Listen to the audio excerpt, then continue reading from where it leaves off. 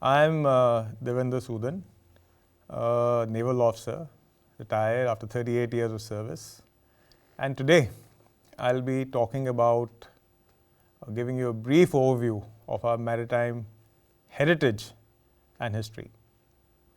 The subject being vast, I'll restrict myself till around the 12th century. We all know it, but we don't realize it, that the Earth is a water planet and covers nearly 72% of the surface. The oceans are interconnected, making it a vast expanse. You can actually travel around the Earth on the water without touching land.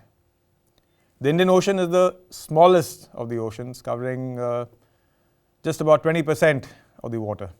It differs from the other two oceans in the sense that the Pacific and Atlantic are open on both sides, while the Indian Ocean is capped on top by the Asian landmass. It has the coast of Africa on one side and on the other Southeast Asia and Australia. So it really is a vast sea of oceanic standards.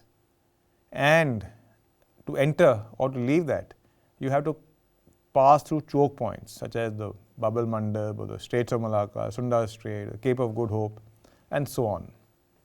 But the defining feature of the Indian Ocean is the landmass of India, of subcontinental expanse which juts out into the ocean almost 1,000 miles.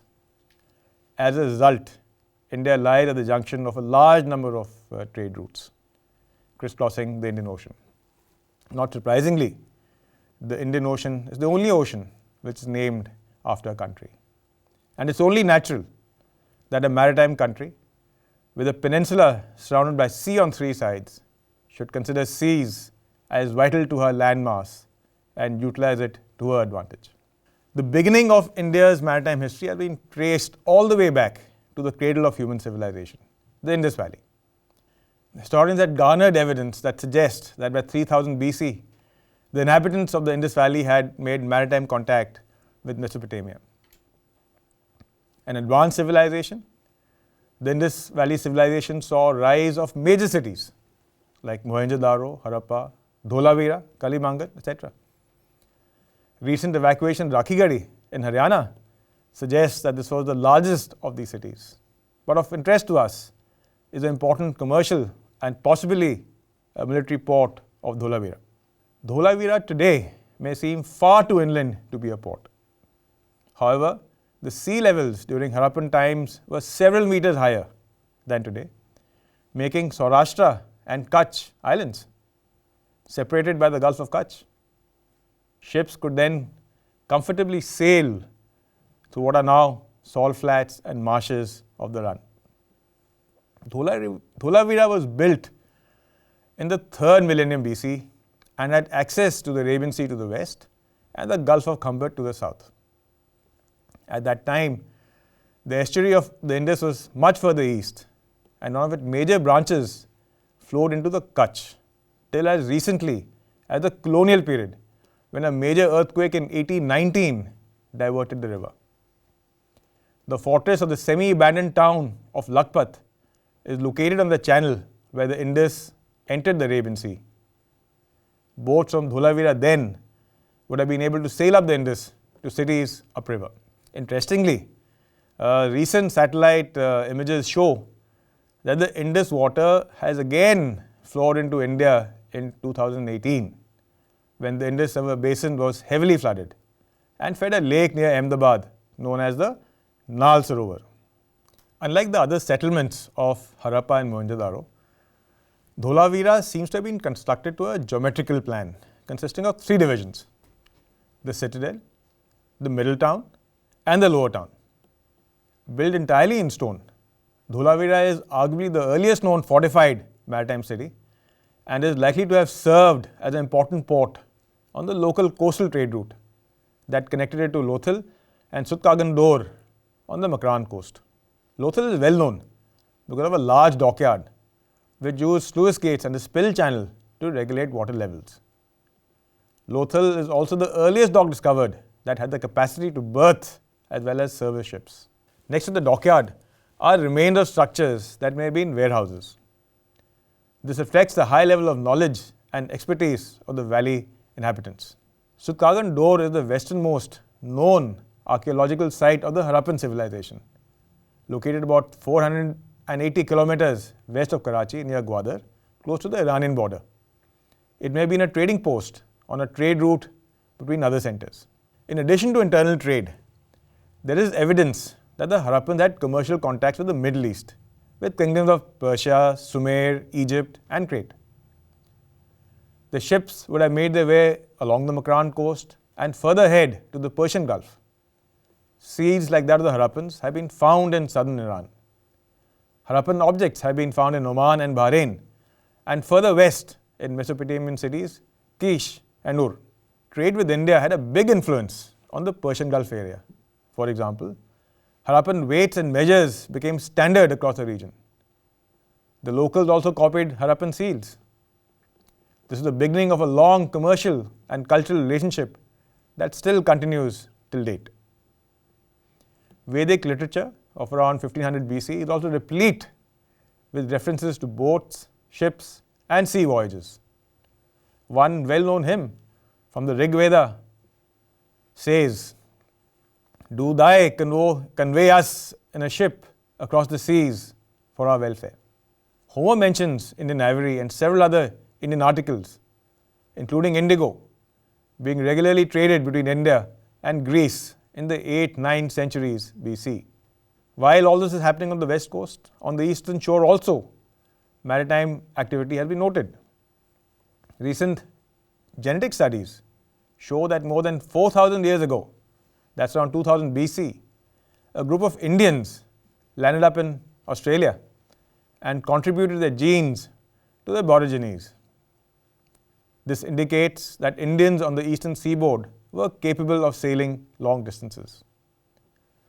Archaeologists have also found remains of a possible river port at a place called Gulbai Sasan, which is located on the north bank of Malguni River, north of Chilka Lake in Orissa, which dates back to 2300 BC. However, a distinct boom in coastal trade is seen around 800 BC. At the heart was Kalinga, which is roughly modern Orissa and parts of West Bengal.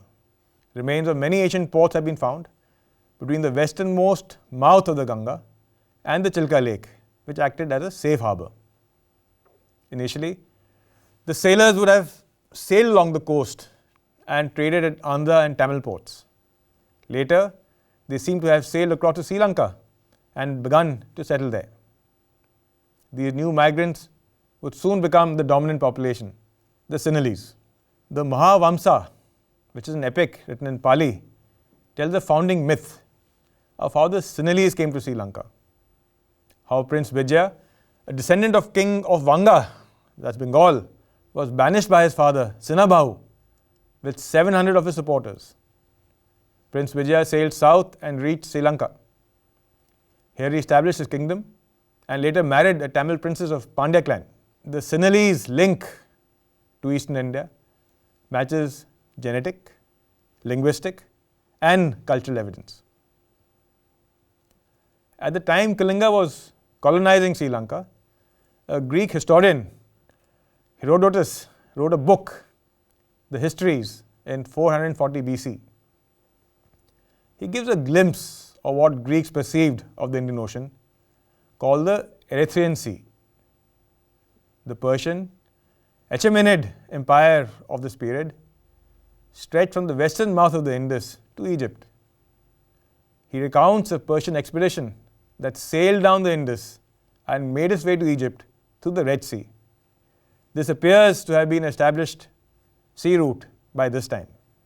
History of ancient Greeks is dominated by their conflicts with the Persian Empire, which was a superpower of that time. The rivalry culminated in the large-scale Greek Macedonian invasion led by Alexander the Great.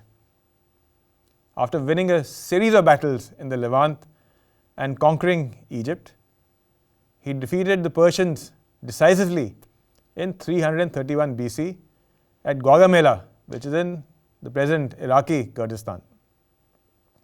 But he dreamed of conquering the whole known world which the Greeks thought ended in India. So in the winter of 326 BC, he led his army through Afghanistan towards India. He marched into the plain of Punjab, where he defeated Porus. His tired troops wanted to go back home. There were inputs of a large army being mobilized by the Nandas of Magad, which is roughly modern Bihar. Alexander decided to return home by coming down the Indus in a mistaken belief that the river became the Nile in its lower reaches. They arrived at the Arabian Sea in 325 BC. Alexander sent back part of his army, following the old Harappan coastal route to the Persian Gulf in 800 Indian-built boats. But the bulk of his army had to march back through the deserts of Baluchistan and eastern Iran. In crossing the desert, Alexander's army took a large number of casualties from hunger and thirst, but fought no human enemy. Much of the plunder had to be abandoned as pack animals died. Alexander's army arrived at Mesopotamia, undefeated but devastated. 2 years later, in 322 BC, a scholar Chanakya and his protege Chandragupta Maurya carved out a power base in the northwest of India. After several attempts, they defeated the Nanda king of Magad. In 305 BC, they defeated Seleucus Nicator, the general who had taken most of Alexander's Asian possessions when Alexander had died. The Mauryan Empire thus extended from Afghanistan till Bengal and later was extended south short of the tip. The establishment of a large united empire led to a boost in internal and external trade. Chanakya's Arthashastra talks of maritime trade and about the ocean sailing being dangerous. It shows that sailors in 4th century BC were confident to try transoceanic routes. Arthashastra and writings of Megasthenes of Greece evidence that during Mauryan rule from 321 BC, a Navadhyaksh, which is the superintendent of shipping, looked after shipping administration. The state encouraged shipwrights to build ships and granted them tax relief. The Mauryans built trade relationships with Sri Lanka, Burma, Egypt, Syria, and Macedonia through various diplomatic missions, a strategy that was adopted by all later Mauryan kings. Maritime trade increased exponentially and flourished between India and the rest of the world. Ashoka also sent his son Mahinda and daughter to Sri Lanka with the Bodhi tree. After Ashoka, the Mauryan Empire began to unravel. The Satavahana Empire expanded and Kalinga became independent once again. This period saw a boost in economic activity and mercantile trade. Merchant ships set sail from Satavahana and Kalinga ports, including small kingdoms in far south, to trade with Egypt and Vietnam. Oriya Bengal seafarers had been visiting Sri Lanka since the 6th century BC. At some point, they began to trade with Southeast Asia. Initially, they hugged the coast till the Isthmus of Kra. Goods were then taken overland to the Gulf of Thailand, from where they are once again loaded on ships for ports in Cambodia and South Vietnam. That is how India's eastern coast established links with Vietnam before Java and Bali. Osio in Vietnam's Mekong Delta also became a major hub from where produce would be traded up the coast to China. By the end of the 2nd century BC, Indian mariners understood monsoon winds and ocean currents to undertake a southern direct route across the Indian Ocean for Indonesia. The ships would set sail from Chilka, using the northeastern monsoon winds that blow from mid-November to sail down the coast till Sri Lanka. This was a well-known route, and the merchants probably stopped along the way to trade as well.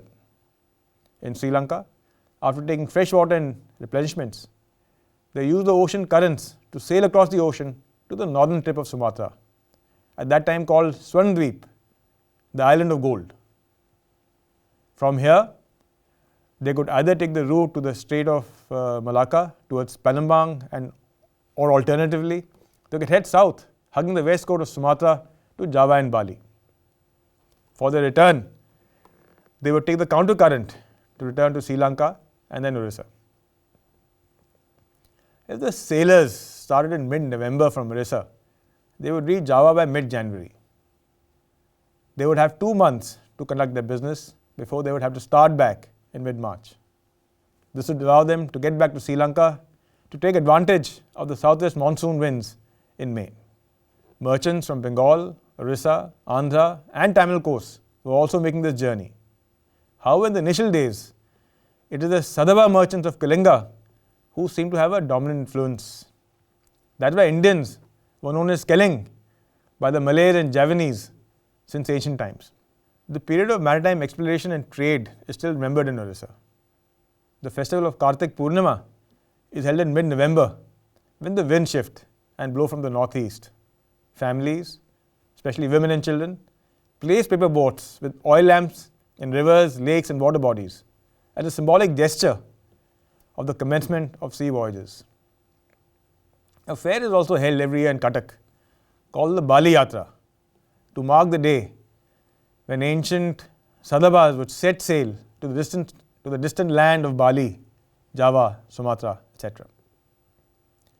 The most important Indian export was cotton textiles, which would continue to be in much demand till modern times.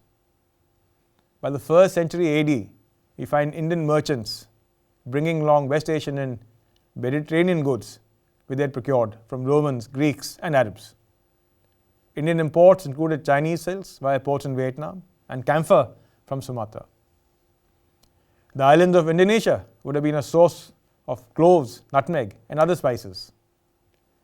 Most of the spices which are thought to be Indian by medieval Europeans were actually from Indonesia, except black pepper, which is grown in the southwest coast of India. Trade links with Southeast Asia led to cultural exchange.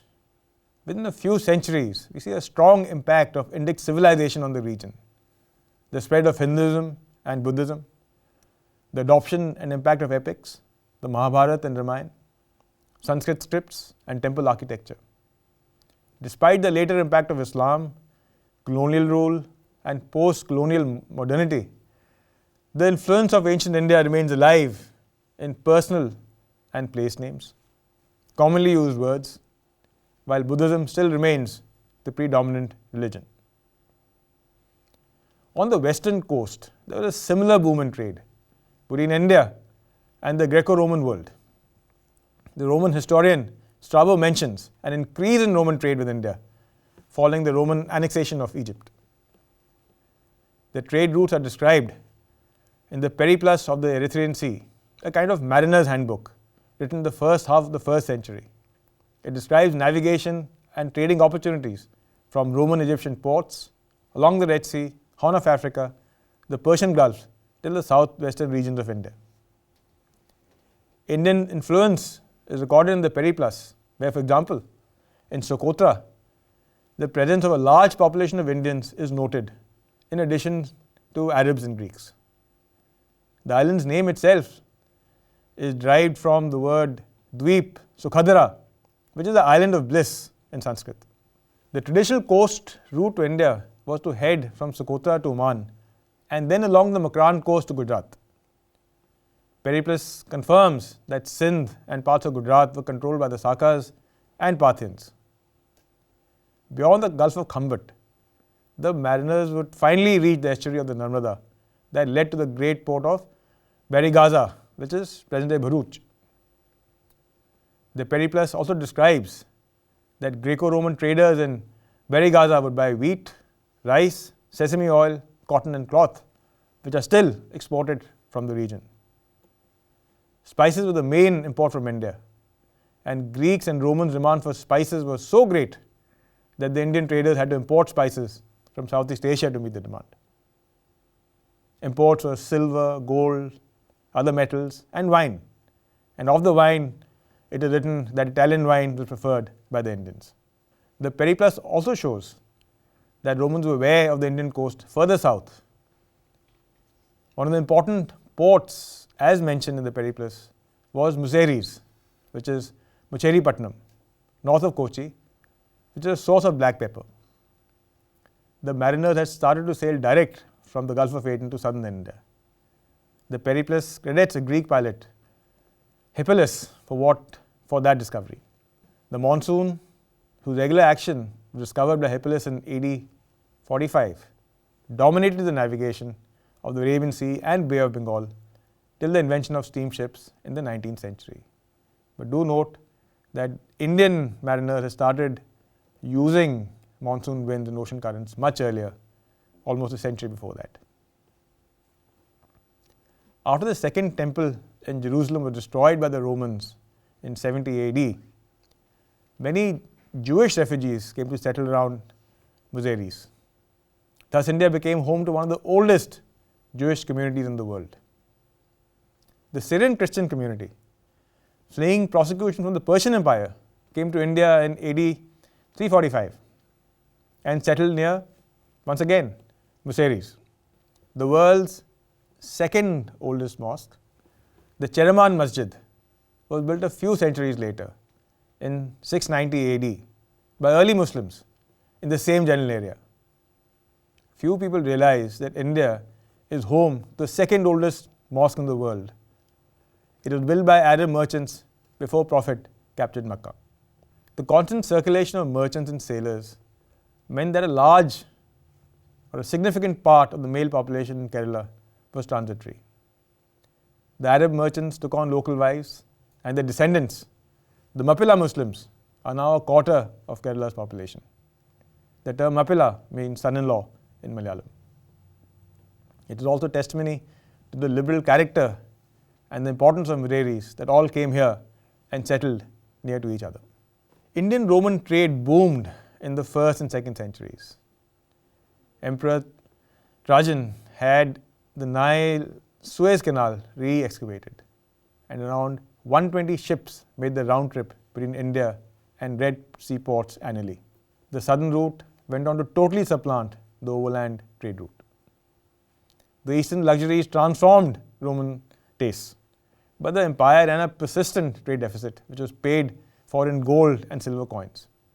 Roman writer Pliny, writing in the middle of the 1st century AD, wrote that not a year passed in which India did not take 50 million sestertii from Rome. By the 4th and 5th centuries AD, the trade routes to India were firmly established. Ports were busy with merchants, diplomats, scholars, and pilgrims from China, Persia, Arabia, Ethiopia, and Eastern Roman Empire. The Gupta Empire, which had its origins in eastern UP and Bihar from around the late 3rd century onwards, extended control to nearly the whole of India. With peace established, the Gupta era was a period of globalization and prosperity, and is referred to as a golden age. A Chinese text tells us that the Sri Lankan king, Meghavarna, requested permission to set up a monastery and guest house at Bodh Gaya, which was granted. The famous Nalanda University was also established during the Gupta period. Chinese scholar Fa Hien visited China during this period and left a fascinating account of his journey. He came over land via Central Asia and spent several years studying Buddhist texts. As per him, India was a prosperous and well-governed country during the Gupta period. He returned back via sea. Around 410 AD, he left Pataliputra, made his way down the Ganga to the port of Tamralipti, now called Tamluk, which is southwest of Calcutta.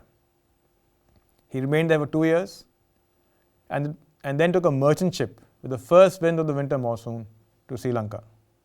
The journey took 14 days.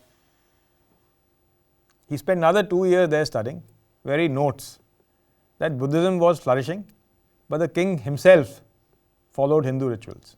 He then set sail for Southeast Asia on a merchant ship carrying 200 people, with a smaller ship for carrying supplies. He spent 5 months in Java and from there took another ship for China. This was an even larger ship with a crew of 200 and stores for 50 days. This is indicative of the fact that by the 5th century, there was a well-established route from Bengal to Sri Lanka and onward to China via Sumatra or Java. By the 8th century, there were a number of well-developed Indianized kingdoms in Southeast Asia. The Srivijaya kingdom covered most of Sumatra and the Malay Peninsula, with 2 major urban hubs, Palembang in Sumatra and Kadaram on the peninsula. Java was another major political center. Its steadily increased influence over islands such as Bali and Madura till it later grew into the mighty Majapahit Empire, which controlled large parts of what is now Indonesia.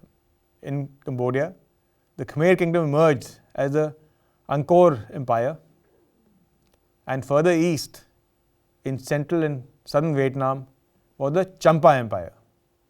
These kingdoms traded with each other and with India and China, and they also fought bitter wars. For example, the Khmers versus the Champs or Javas versus Srivijaya.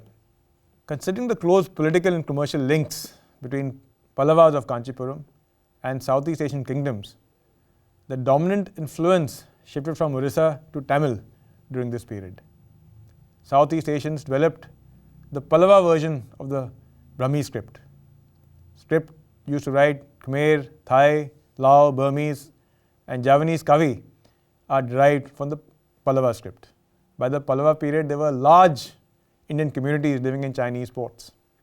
Numerous Hindu shrines and at least 2 large temples have been discovered in the port city of Guangzhou. Carvings indicate tales related to Vishnu and Shiva that look identical to those in South India. The rise of Islam changed the power dynamics of the Middle East. From around 627 AD, Prophet Muhammad started to carve out a significant kingdom in the Arabian Peninsula. The Prophet died in AD 632, but his followers rapidly expanded the empire. The Arabs defeated the Persians and soon took over the whole of the Persian Empire. The Byzantines resisted in Anatolia, but the Arabs by 638 AD captured Jerusalem and by 641 AD controlled Syria, Palestine and Egypt. Yemeni and Omani warriors played an important role in these early conquests. Within a decade, the Arabs controlled a vast empire. When the Arabs conquered Persia in the 7th century, facing persecution, some of the remaining Zoroastrians fled to India. A small group of them left Khorasan in northeast Iran and went to the port of Hormuz, from where they sailed for India. They first landed at Diu, where they spent a few years. They later headed to a small kingdom on the Gujarat mainland around 936 AD. The ruler, Jadi Rana, gave them permission to settle there in a place called Sanjan. The settlement flourished till the 15th century, but later when the Turkic army attacked, they established a new settlement at Navsari near Surat, where their descendants survive as the Parsi community of today. The African coast saw the establishment of a number of Arab and Persian settlements during the 8th and 9th centuries. The settlers were dissident Muslims fleeing persecution, Ibadi, Shia and Kharijite. They created a string of ports along the coast: Mogadishu, Mombasa, Kilwa, Zanzibar. The migrants soon married local women and absorbed local influences. Over time, the ports grew from refugee outposts to prosperous ports due to the slave and gold trade. In the second half of the 8th century, the kingdom of Java began to flex its muscles. They raided Cambodia and Vietnam, and later also the Srivijaya kingdom. In this turmoil, a new Khmer king, Jayavarman II, came to the throne and founded the Angkor Empire. Little is known about him, except that he was a devotee of Shiva. He subdued local rivals and the Java and Srivijaya raiders. He conducted the ancient Vedic ceremony, declaring himself Chakravarti Samrat, or universal monarch. The Angkor Empire expanded to what is now Cambodia, Thailand and Laos. the Gaur Empire went on to build a large number of Hindu temples, including the Angkor Wat, and also Preah Vihar temple, built on a hilltop on the Thai-Cambodia border, which was the focus of a bitter dispute between them till recently. The late 10th century was a period of prosperity in the Indian Ocean rim, as trade boomed between the Song Empire in China, the Cholas in India, and the Shiite Fatimid Caliphate in Egypt. The maritime trade route between India and China had become very lucrative. There were two main routes. The first passed through the states of Malacca between Malay and Sumatra and was controlled by the Srivijaya kingdom. The second, more southerly route passed through the Sunda states between Sumatra and Java. Though a bit longer, it had better access to the spice-growing region, Malacca and Banda Islands.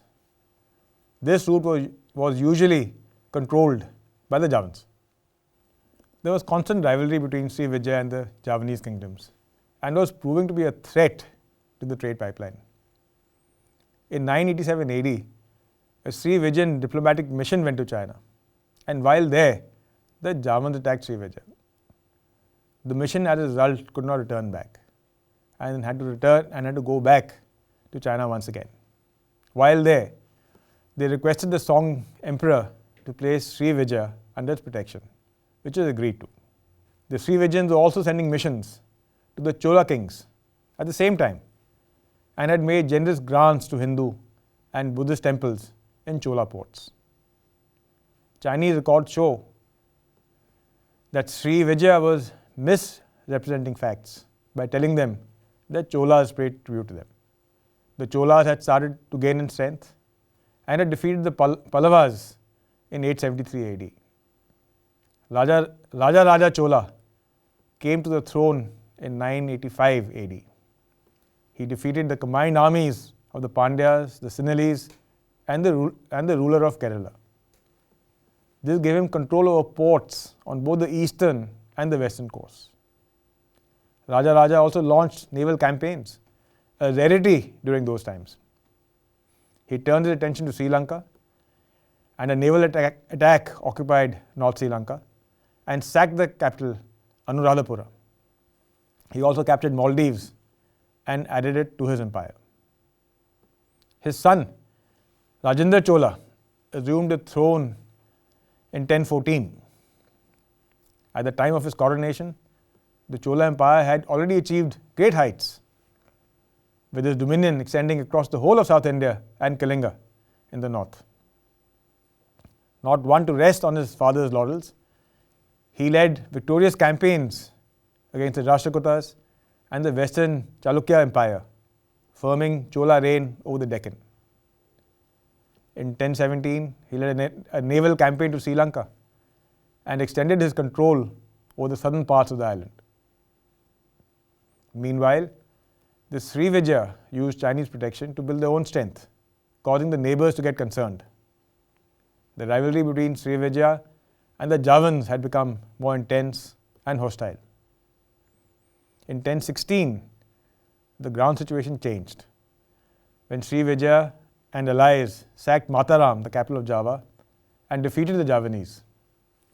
This left Srivijaya in control of both the sea routes, allowing them to exert almost unchallenged influence over any naval trade which happened through the region. They soon exploited the situation to take exorbitant tolls from merchant ships. Rajendra Chola possibly sent a small naval expedition to Sumatra in 1017, but it was not taken seriously. In 1025, the Chola fleet set sail from Nagapattinam port and headed east with a strategy that would take the Srivijayan forces completely by surprise. At the time, ships sailing from India to Srivijaya would look to dock at the ports of Lumuri or Kedah in the Malay Peninsula and then proceed down the Strait of Malacca. Srivijayan defences were organized with this line of attack in mind. The Chola Armada took a totally different route, docking at Barus, a port on the west coast of Sumatra, which at that time was controlled by a Tamil trading guild. in friendly territory, the Chola navy replenished their reserves and then set sail southwards along Sumatra's west coast towards the Sunda Strait. The first Srivijayan city to be raided was Palembang, the capital of Srivijaya Empire. They then made their way north to the Straits of Malacca and systematically sacked Srivijaya ports along the way. They finally defeated the main Srivijaya army in Kadaram, which is now Kedah province in Malaysia, and made their way back. The Chola Armada seems to have taken advantage of the Southeast Asian monsoon for moving from one port to another swiftly, and hence never really allowing the Srivijayan navy to launch an effective counter. It is quite evident that the Cholas had a competent navy. Rajendra Chola became the first Indian king to ever conduct overseas conquests. As Rajendra Chola chose not to stay and directly administer the kingdom, the region was unchanged politically. But the Tamil guild's influence on the Malay Peninsula and Sumatra increased. The Srivijaya power diminished post the Chola raid. The Sumatrans, however, continued to send ambassadors to the Chola court. Chola and Srivijaya also participated in joint missions to China. Meanwhile, with reduced external threat, Javanese began to rebuild under Balinese prince Airlangga. This revival culminated in the great Majapahit Empire in the 14th century. It is also interesting to note that several trade guilds operated in medieval southern India, and much of the trade was done by corporatized merchant guilds. One of the largest guilds, called the 500, was established in Aihole, Karnataka, and soon became a multinational corporation. The 500 was founded by Karnataka Brahmins, but would later be dominated by Tamil Chettiars. The supply chain depended on contracts between different guilds. For example, the Weavers Guild would contract with the Merchants Guild to supply cloth for export. While these corporations had links to ruling dynasties, they were capable of making independent arrangements by themselves. Trade guilds employed troops, enjoyed immunities, and had international connections. In this way, the Manigramam Guild of Tamils flourished in Tamil Nadu during the Chola period and was active in Southeast Asia, surviving several centuries till 1300 AD. Some trade guilds were very powerful and decided the fortunes of the kingdom. One example is the trade guild of Nanadeshis, who not only financed local development projects and temple construction, but also lent money to the kings. The rulers did their best to accommodate the guilds because of the benefit they derived from them. The network of temples was also key to financing trade, industry, and infrastructure building. Medieval temples were very rich, not only from grants by royals and patrons, but also with the relationship with merchant and artisan communities. They also acted as bankers and financiers, lending to guilds and village councils for business and infrastructure building. The synergistic approach between the king, merchants, and society resulted in an impetus on commerce and trade. We also see foreign policy and maritime trade inextricably linked during the Chola period, when Indian culture, philosophy, governance, science, art, architecture, and religion influenced the world and vice versa. During this age, India was not just the center of Indian Ocean trade, but also one of the most influential civilizations of that period. Thank you.